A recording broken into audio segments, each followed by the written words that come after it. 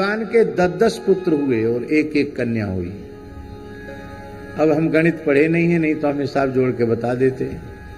16,108 है कुल संख्या और सबके 10-10 पुत्र और एक एक कन्या होती। कन्या की तो स्पष्ट है 16,108 कन्याएं हुई, पर 10-10 पुत्र हुए तो कितना हुआ बताओ भाई?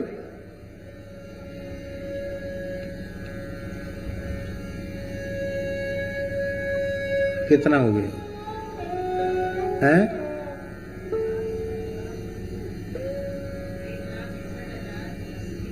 1,61,080।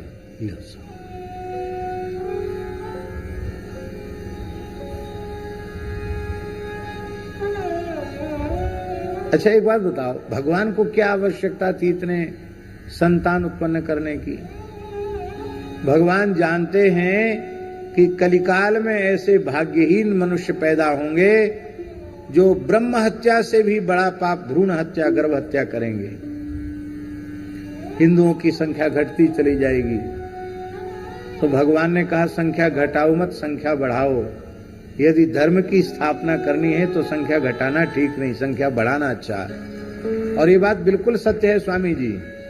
यदि भगवान के 10-10 पुत्र न होते तो पृथ्वी दुष्टों के भार से उस समय मुक्त होने वाली नहीं थी।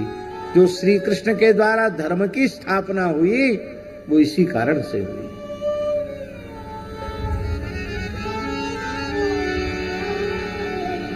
हमारी बात को अन्यथा मत लेना।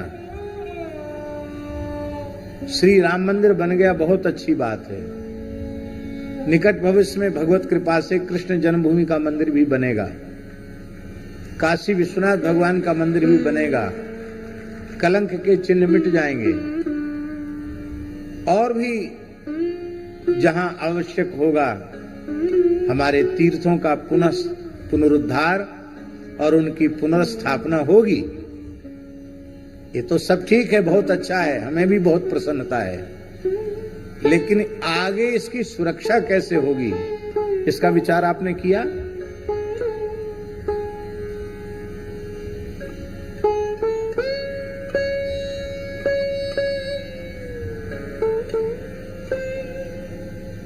जिस प्रकार से एक योजना के तहत निरंतर म्लेच्छों की संख्या बढ़ती चली जा रही है और उनका एक ही उद्देश्य है कि इतना लंबा समय बीत गया, भारत को हम इस्लामिक राष्ट्र नहीं बना पाए, इसको शरीयत के अनुसार इसको चलाना है।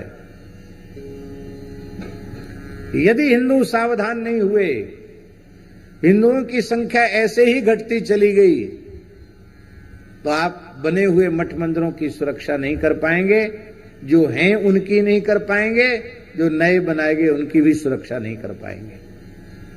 इसलिए धर्म को, संस्कृति को सुरक्षित करना है तो हिंदुओं को संख्या घटानी नहीं चाहिए। स्वामी शुद्धानंद जी ने तो एक दिन ऐसी बात बोल दी, पता नहीं किस भाव में थे।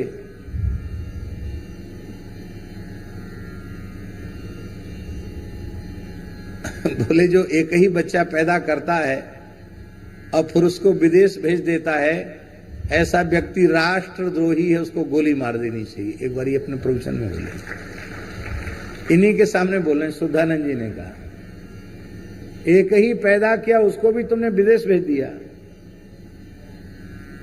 अरे भाई, ज्यादा नहीं तो कम से कम 3 पुत्र तो होने चाहिए।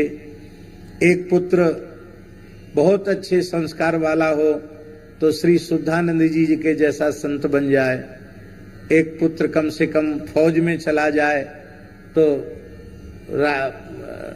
राष्ट्र की, भारत माता की सेवा करे, सुरक्षा करे, और एक कम से कम सत्पुत्र हो श्रवण कुमार के समान, जो अपने घर को ही वृंदावन बना दे, पिता माता की पूज्य भाव से सेवा करे, भजन भी करे, सत्संग भी करे, गौ ब्राह्मण और संतों की सेवा करे।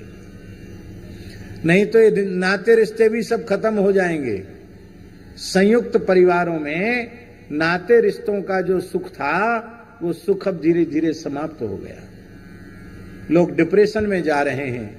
भरे पूरे परिवार में सब हंस खेल लेते थे, आनंद से एक साथ रहते थे। क्या कहना है। अब वो अलग अलग भटक गए, छिटक गए तो आनंद नहीं है। हम जहां पैदा हुए थे वहां परिवार के मिलाकर 12 चाचा थे, 12 चाची थी और उनकी सबकी अलग अलग पुत्रियां थी। तो रक्षाबंधन के समय जब राखी बांधते थे तो बच्चों को शौक होता ना राखी बांधना, यहां तक राखी बांधते थे, यहां तक।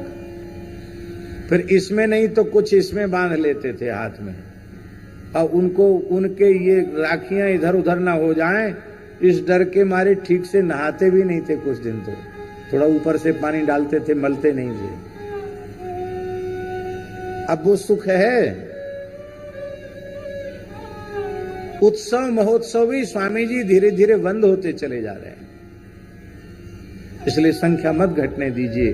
हमको लगता ये कलयुग के लोग हिंदुओं की संख्या घटाने वाले होंगे, उनको प्रेरणा देने के लिए ठाकुर जी ने कहा धर्म की स्थापना करनी है तो पवित्र संतान उत्पन्न करो। बोलो भक्तवत्सल भगवान की जय। माई मेरे श्याम लगो